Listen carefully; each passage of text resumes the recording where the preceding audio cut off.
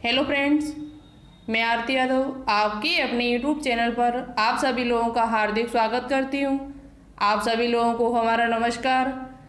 तो आज यहां पर हम बात करने वाले हैं सेल बायोलॉजी का एक इम्पोर्टेंट टॉपिक है राइबोसोम। राइबोसोम क्या होते हैं, इनका कोशिका के अंदर क्या फंक्शन है, क्या कार्य है।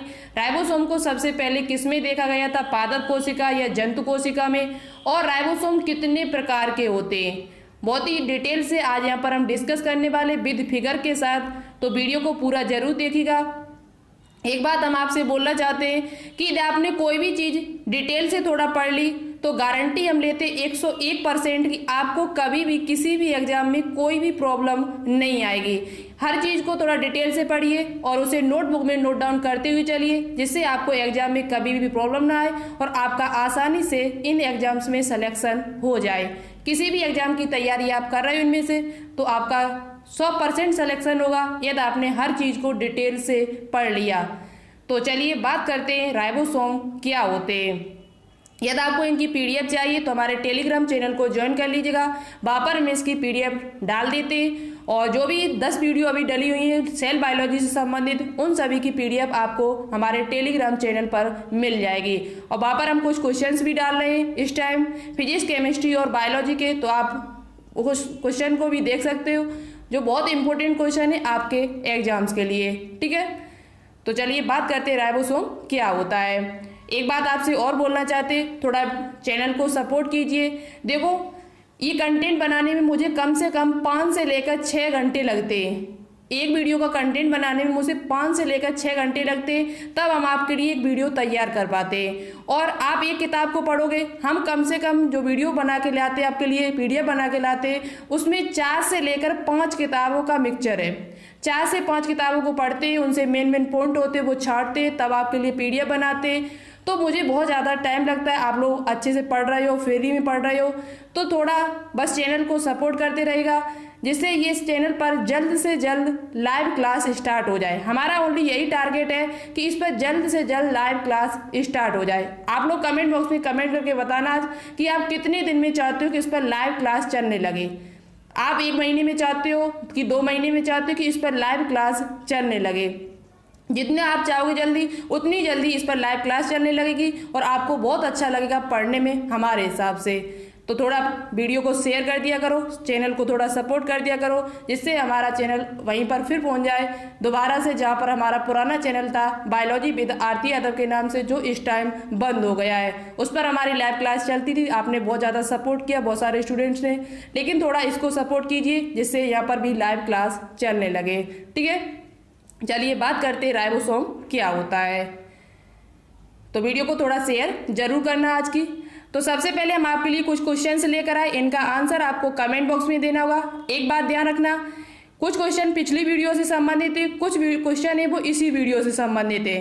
जिन्होंने सबसे अच्छा, सबसे राइट आंसर इन 5 क्वेश्चन का दिया, उनका जो कमेंट होगा मैं आज पिन करके रखेंगे। जिनका सबसे पहले और सबसे राइट आंसर आया उनका ये जो कमेंट होगा मैं उसको पिन करेंगे और बाकी के स्टूडेंट्स का हम नेक्स्ट वीडियो में नाम लेंगे आके। ठीक है, तो सबसे पहला क्वेश्चन है कि कोशिका के केंद्रक के अतिरिक्त किस कोशिकांग में डीएनए पाया जाता है। फर्स्ट क्वेश्चन है हमारा, कोशिका में केंद्रक के अतिरिक्त किस कोशिकांग में डीएनए पाया जाता है। इसका क्वेश्चन का आंसर आपको देना होगा। हर्दलभक यानी क्लोरोप्लास्ट को कोशिका का क्या कहा जाता है। जो लभक है वो हमने बहुत ही डिटेल से पिछली वीडियो में पढ़ाया हुआ है, आपने अभी तक नहीं देखा है तो एक बार उस वीडियो को जरूर देखें। बहुत ही इंपॉर्टेंट टॉपिक है, आपके एग्जाम में आते क्वेश्चन हमेशा, तो उस क्वेश्चन उन वीडियो को जरूर देखना। तीसरा क्वेश्चन है पॉलीसोम क्या होते हैं। अभी हम आपको आगे बताएंगे चल के पॉलीसोम क्या होते हैं। चौथा क्वेश्चन है प्रोकैरियोटिक में पाई जाने वाली राइबोसोम की छोटी व बड़ी उप इकाइयों को बताइए। प्रोकैरियोटिक में पाई जाने वाली राइबोसोम की छोटी और बड़ी उप इकाइयां यानी सब यूनिट को बताइए। ये अभी हम आपको आगे बताएंगे चल के। ठीक है, पांचवा क्वेश्चन है यूकैरियोटिक कोशिका में पाई जाने वाली माइटोकॉन्ड्रिया में कितने प्रकार का राइबोसोम पाया जाता है। यूकैरियोटिक कोशिका में पाई जाने वाली माइटोकॉन्ड्रिया में कितने प्रकार का राइबोसोम पाया जाता है। इन 5 क्वेश्चन का आंसर आप लोगों को कमेंट बॉक्स में देना होगा। देखिए सबसे अच्छा और सबसे राइट आंसर कौन देता है आज, इसलिए आज हमने ये क्वेश्चंस पहले रखे। चलिए अब बात करते हैं राइबोसोम। तो देखो सबसे पहले हम बात करते हैं राइबोसोम होता क्या है। तो देखो सबसे पहले हम आपको बताते हैं राइबोसोम को कोशिका का क्या कहा जाता है। जो राइबोसोम होता है उसे कोशिका का सेल इंजन या प्रोटीन फैक्ट्री कहा जाता है। बहुत ही इंपॉर्टेंट पॉइंट है, आपसे पूछा जा सकता है कि राइबोसोम को कोशिका का क्या कहा जाता है। तो राइबोसोम को कोशिका का प्रोटीन फैक्ट्री यानी प्रोटीन कारखाना और उसके साथ साथ इसे सेल इंजन भी कहा जाता है। क्यों कहा जाता है अभी हम आपको आगे बताएंगे चल के। अब बात करते हैं राइबोसोम होता क्या है। तो राइबोसोम जो होता है वो झिल्ली रहित कोशिकांग है, यानी इसके ऊपर मेम्ब्रेन किसी भी प्रकार की मेम्ब्रेन नहीं पाई जाती है। जो राइबोसोम होता है वो झिल्ली रहित कोशिकांग है। उसके साथ साथ ये सबसे छोटा कोशिकांग है। कोशिका के अंदर पाया जाने वाला ये सबसे छोटा कोशिकांग है, सबसे छोटा कोशिकांग है। और उसके साथ साथ ये क्या है, झिल्ली रहित है, यानी इसके ऊपर किसी भी प्रकार की मेम्ब्रेन नहीं पाई जाती है।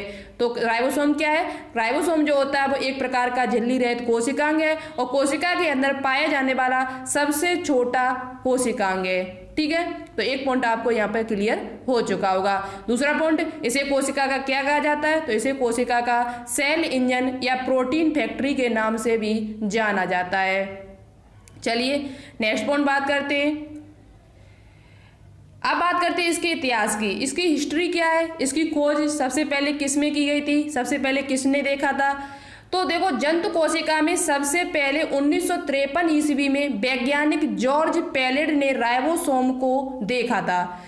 जो जंतु कोशिकाएं होती है उसमें सबसे पहले राइबोसोम को देखा गया था। और किसके द्वारा देखा गया था, किसने सबसे पहले देखा था। तो जॉर्ज पैलेड नाम के जो वैज्ञानिक थे उन्होंने 1953 ईस्वी में राइबोसोम को सबसे पहले देखा हुआ था।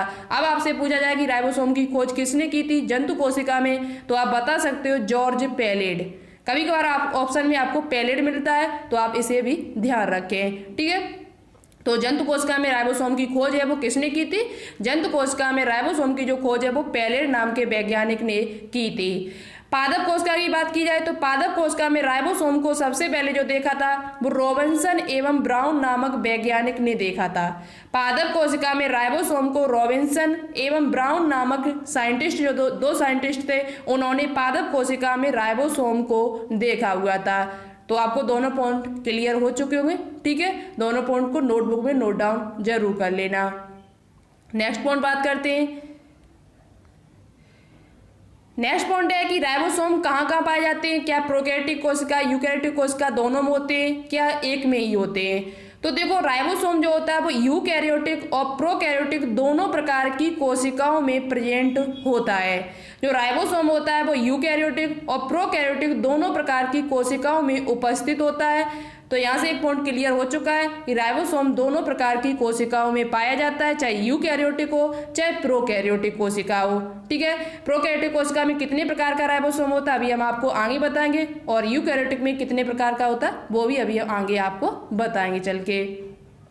राइबोसोम किससे मिलकर बना होता है, तो राइबोसोम राइबोन्यूक्लिक अम्ल और प्रोटीन से मिलकर बना होता है। राइबोसोम जो होता है वो राइबोन्यूक्लिक अम्ल प्लस प्रोटीन, यानी राइबोन्यूक्लिक अम्ल की बात की जाए तो आरआरएनए, जो आरआरएनए होता है और प्रोटीन से मिलकर राइबोसोम बनता है। राइबोसोम में किससे मिलकर बनता है, तो राइबोसोम में क्या पाया जाता है, राइबोन्यूक्लिक अम्ल और प्रोटीन से मिलकर ये बनता है। बहुत ही इंपॉर्टेंट पॉइंट है, इसे नोटबुक में नोट डाउन जरूर करना। चलिए आगे पॉइंट बात करते हैं। अब बात करते हैं कि राइबोसोम कितने प्रकार के होते हैं। तो राइबोसोम यह देखा जाए सेंडिमेंटेशन कोफिशिएंट के आधार पर, अवसादन गुणांक के आधार पर देखा जाए। अवसादन गुणांक क्या होता है ये आप पढ़ चुके, नहीं तो हम बताना किसी दिन बता देंगे अवसादन गुणांक का मतलब क्या होता है।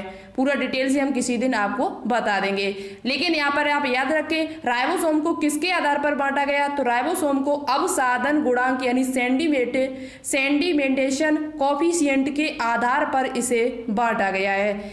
एक होता है 70S प्रकार का, दूसरा होता है 80S प्रकार का। एस का मतलब क्या होता है, तो एस का मतलब होता है स्वीड वर्ग इकाई। एस का मतलब क्या होता है, यहाँ पर जो एस यहाँ पर जो लगा है 70S 80S, तो एस का मतलब होता है स्वीड वर्ग इकाई, जो एक वैज्ञानिक का नाम है। ठीक है, तो एस का मतलब आपको पता लग गया होगा। और पूछा भी जाता है कि 70s में एस का मतलब क्या होता है। तो एस का मतलब यहाँ पर है स्वीड वर्ग इकाई। ठीक है, अब बात करते हैं 70s कितने से मिलकर बना होता है। तो 70s जो होता है वो 50s और 30s से मिलकर बना होता है। 50 और 30 आप ये ना समझना कि 50 30 80 होते हैं तो 70 कैसे, यहाँ जोड़ने से कोई मतलब नहीं है। 50s और 30s से मिलकर बना होता है। आपसे पूछा जाता है कि 70s जो राइबोसोम होता है वो किन उप इकाइयों से मिलकर बना होता है, सब यूनिट से मिलकर बना होता है। तो 50s और 30s से मिलकर बना होता है। कितने से, 50s और 30s से मिलकर कितना बनता है, 70s। 80s जो होता है वो 60s और 40s से मिलकर बना होता है। पूछा जाए कि 80s में बड़ी इकाई क्या है, तो 60s जो होती है वो बड़ी इकाई होती है और 40s होती है वो छोटी इकाई होती है। देखो राइबोसोम जो होती है वो इस प्रकार से कोशिका के अंदर पाए जाते हैं। ये बड़ी यूनिट होती है, ये उसकी छोटी यूनिट। इस प्रकार से कोशिका में अंतःप्रदवी जालिका के ऊपर, माइटोकॉन्ड्रिया में, हर्तलवक में पाए जाते हैं। बहुत ही इंपॉर्टेंट पॉइंट है।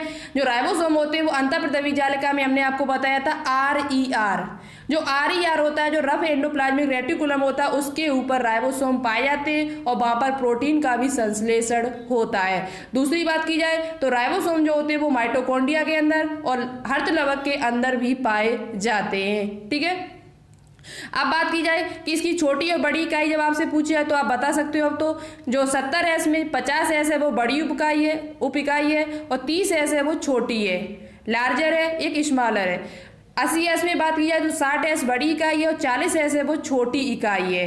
तो ये पॉइंट आपको क्लियर हो चुका होगा कि राइबोसोम कितने प्रकार के होते हैं। तो राइबोसोम 2 प्रकार के होते हैं, 70s और 80s। अब 70s और 80s में क्या अंतर है अभी हम आपको आगे बता रहे हैं। ठीक है, चलिए अब बात करते हैं 70s राइबोसोम क्या होता है।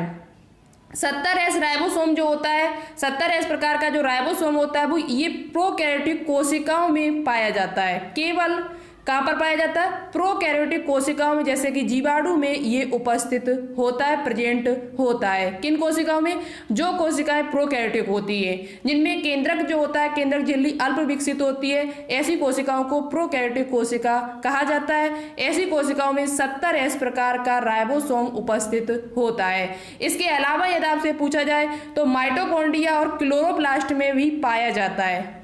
हमने आपको जो पिछली वीडियो जो हमने आपको डाली थी, तभी माइटोकॉन्ड्रिया और क्लोरोप्लास्ट को अर्ध स्वायत्त कोशिकांग कहा जाता है। क्यों कहा जाता है, क्योंकि उनमें खुद का डीएनए और खुद का राइबोसोम पाया जाता है।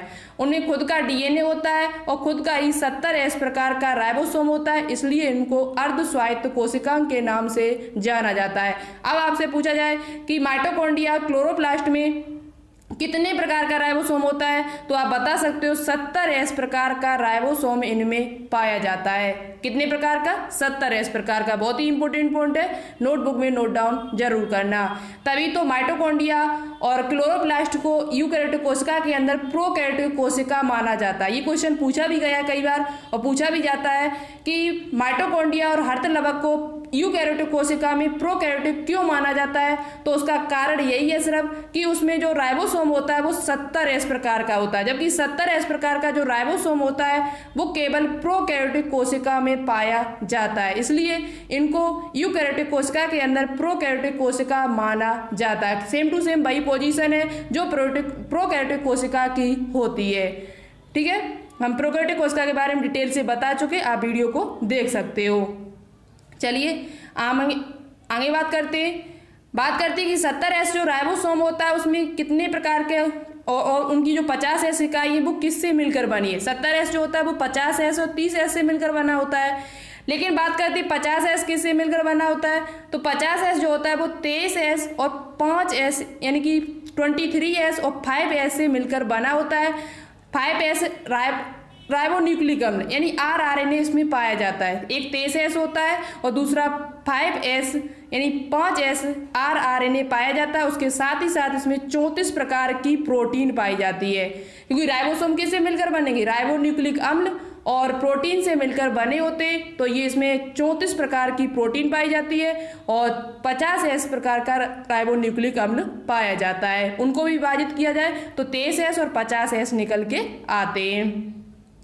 बात की जाए 30S की, तो 30S में 16S RRN होता है और 21 प्रकार की प्रोटीन पाई जाती है। 30S में 16S प्रकार का RRN होता है, राइबोसोमल RRN राइबोन्यूक्लिक अम्ल होता है, और 21 प्रकार की इसमें प्रोटीन पाई जाती है। याद कर लें, इंपॉर्टेंट पॉइंट है, जानकारी आपको हर चीज़ की होनी चाहिए।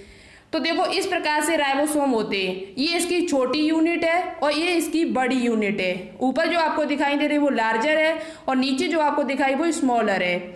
ये स्मॉलर सब यूनिट है, ये इसकी लार्जर है। जब दोनों को एक 50S होता है, एक 30S होता है। ये 50S है और ये इसकी क्या है 30S। 30S प्रकार का राइबोसोम है। 30S किससे मिलकर बना, अभी हमने आपको बता दिया। ये देखो यहाँ पर दोबारा से लिखा हुआ है, एक 23S है, एक 50S है। 30S किससे मिलकर बना होता है, तो एक 16S RRN और 21 प्रकार की प्रोटीन से मिलकर बना होता है। इंपॉर्टेंट है, अच्छे से याद कर लेना। विद फिगर के साथ हमने आपको दिखा दिया कि राइबोसोम किस प्रकार के होते हैं। चलिए अब बात करते हैं 80S प्रकार। 80S राइबोसोम क्या होता है, तो ये यूकैरियोटिक कोशिकाओं में पाया जाता है। ओनली जो 80S राइबोसोम होता है वो केवल यूकैरियोटिक कोशिकाओं में पाया जाता है, और 80S राइबोसोम होता है वो 60S और 40S से मिलकर बना होता है। 60S जो होता है वो 28S, 5.8S यानी 5.8S, 8S और 5S से मिलकर बना होता है। 28, 5.8 और 5S से मिलकर बना होता है। कौन सा, 60S वाला, जो उसकी बड़ी उपइकाई होती है। और इसमें प्रोटीन की बात की जाए तो इसमें 45 प्रकार की प्रोटीन पाई जाती है। कितनी प्रकार की, 45 प्रकार की इसमें प्रोटीन पाई जाती है। किसमें, 60S वाले में, जो उसकी बड़ी उपइकाई है। किसकी, 80 है। लेकिन इतना क्वेश्चन आपसे नीचे वाले पॉइंट नहीं एक बार पूछे जा सकते, लेकिन आपसे ये जरूर पूछा जा सकता है कि 80S में बड़ी उपइकाई क्या है, बड़ी सब यूनिट क्या है। तो आप बता सकते हो उसमें 60 जो बड़ा अंक है वो बड़ी है और जो छोटा अंक है वो छोटी है। तो 40S होगा वो छोटा होगा, 60S है वो क्या होगा, बड़ा होगा। ठीक है, चलिए आगे बात करते हैं। 40S, वही बात आ गई। 40S जो होता है वो छोटी उपइकाई है और वो 18S RRN और 30 प्रकार की प्रोटीन से मिलकर बना होता है। 18S RRN और 30 प्रकार की प्रोटीन से मिलकर क्या बनता है, 40S, जो उसकी छोटी उपइकाई है। जो स्मॉल उपइकाई है, सब यूनिट है, वो 18S RRN और 30 प्रकार की प्रोटीन से मिलकर बना होता है। ठीक है, तो देखो ये इसकी यूकैरियोटिक कोशिका का है। यूकैरियोटिक कोशिका 80S राइबोसोम, तो ये इसकी बड़ी यूनिट है, ये इसकी छोटी यूनिट है। बड़ी यूनिट है, नीचे वाली कौन सी है, छोटी। बड़ी यूनिट है वो 60S से मिलकर बनी होगी और छोटी यूनिट होगी वो 40S से मिलकर बनी होती है। 60 और 40 100 होते हैं, लेकिन आप 100 का यहाँ अनुमान नहीं लगाए क्योंकि यहाँ पर जोड़ नहीं किया जा रहा है। ओनली यहाँ पर आपको समझना है कि 60S और 40S से 80S प्रकार का राइबोसोम बनता है। अभी हमने आपको प्रोटीन पूरी बता दी, आप देख सकते हो 28S, 5.8S और 5S से मिलकर ये बना होता है। RRN इसमें पाया जाता है और 45 प्रकार की इसमें प्रोटीन पाई जाती है। ठीक है, तो आपको ये दोनों पॉइंट अच्छे से क्लियर हो चुके होंगे। नेक्स्ट पॉइंट बात करते हैं, राइबोसोम का संगठन। राइबोसोम में क्या पाया जाता है, तो राइबोसोम का जो रासायनिक संगठन है उसमें 60% प्रोटीन होती है, जो राइबोप्रोटीन जिसे कहते हैं। इसमें जो प्रोटीन पाई जाती है उस प्रोटीन को राइबोप्रोटीन कहा जाता है। यदि आपसे पूछा जाए कि राइबोसोम में कौन सी प्रोटीन पाई जाती है, तो उसमें जो प्रोटीन होती है वो राइबोप्रोटीन होती है। राइबोसोम से संबंधित तो राइबोप्रोटीन होगी। और 40% इसमें RNA होता है, जिसमें rRNA पाया जाता है। कौन सा RNA होता है, क्योंकि RNA जो होते हैं वो 3 प्रकार के होते हैं, rRNA और mRNA और tRNA। तो इसमें जो RNA होता है वो कौन सा RNA होता है, तो rRNA पाया जाता है। कौन सा RNA होता है, rRNA। तो आप इस बात को भी ध्यान में रखें।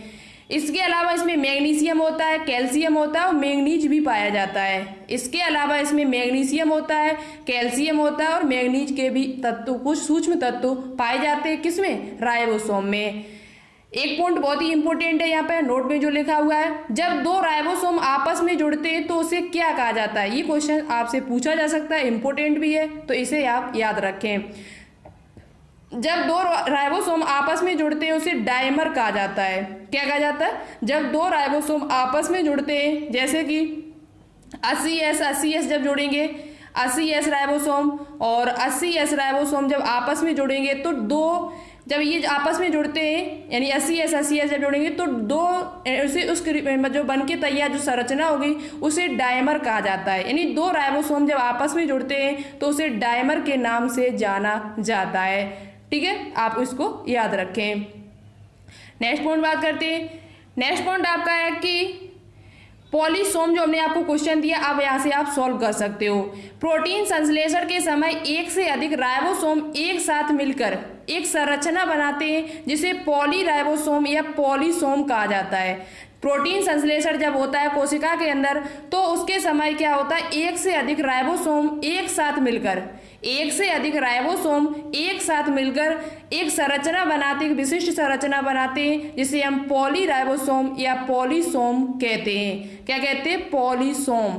तो आपसे यह पूछा जाए कि पॉलीसोम क्या होता है तो आप बता सकते हो, जब एक से अधिक राइबोसोम एक विशिष्ट संरचना बनाते मिलकर तो उसे ही हम पॉलीसोम कहते हैं। जैसे कि आपको यहाँ पे नज़र में आ रहा होगा, ये जो पॉलीसोम है ये क्या है? पॉलीसोम। इसमें एक से अधिक राइबोसोम है, एक बड़ी यूनिट है, एक छोटी यूनिट है, और ये कतार पर एक धागे पर लटके हुए हैं जिसे हम mRNA कहते हैं। जिस धागे पर ये लटके हुए हैं ये राइबोसोम, उस कतार या उस धागे को क्या कहा जाता है? यदि आपसे पूछा जाए पॉलीसोम किस धागे पर होते हैं तो वो mRNA पर पाए जाते हैं। किस पर पाए जाते हैं? mRNA पर, मैसेंजर राइबो न्यूक्लिक अम्ल पर पाए जाते हैं। अब यहाँ बात करते हैं कि राइबोसोम का प्रमुख कार्य क्या है। तो राइबोसोम का प्रमुख कार्य है अमीनो अम्ल के द्वारा प्रोटीन संश्लेषण में सहायता करना। राइबोसोम जो होता है उसका प्रमुख कार्य अमीनो अम्ल के द्वारा प्रोटीन संश्लेषण में सहायता प्रदान करना। जो कोशिका को जो प्रोटीन प्राप्त होती है, और प्रोटीन का काम क्या होता है? शरीर निर्माण में। यदि आपसे पूछा जाए प्रोटीन क्या है, प्रोटीन का क्या कार्य है हमारे शरीर में, तो ये शरीर का निर्माण करता है। किसका निर्माण करता है? शरीर का निर्माण करता है, इसलिए इसे प्रोटीन की फैक्ट्री कहा जाता है। राइबोसोम जो होता है उसे प्रोटीन निर्माण की फैक्ट्री कहा जाता है। इस पॉइंट को भी आप याद कर सकते हो। राइबोसोम का प्रमुख कार्य क्या है? तो अमीनो अम्ल के द्वारा प्रोटीन संश्लेषण में सहायता करता है। यदि आपसे पूछा जाए कि प्रोटीन की सबसे छोटी इकाई क्या है तो आप बता सकते हो अमीनो अम्ल। जो अमीनो अम्ल होता है, बहुत सारे जब अमीनो अम्ल मिलते हैं तभी प्रोटीन का निर्माण होता है। अमीनो अम्ल नहीं है तो प्रोटीन का निर्माण ही नहीं होगा। तो आपसे पूछा जाए कि प्रोटीन की सबसे छोटी यूनिट क्या है तो आप बता सकते हो अमीनो अम्ल। बहुत सारे अमीनो अम्ल जब मिलते हैं तभी प्रोटीन का निर्माण होता है, जो हमारी कोशिकाओं को, जो क्षतिग्रस्त कोशिकाएं होती हैं उनके निर्माण में सहायक है, हमारे शरीर के निर्माण में सहायक है।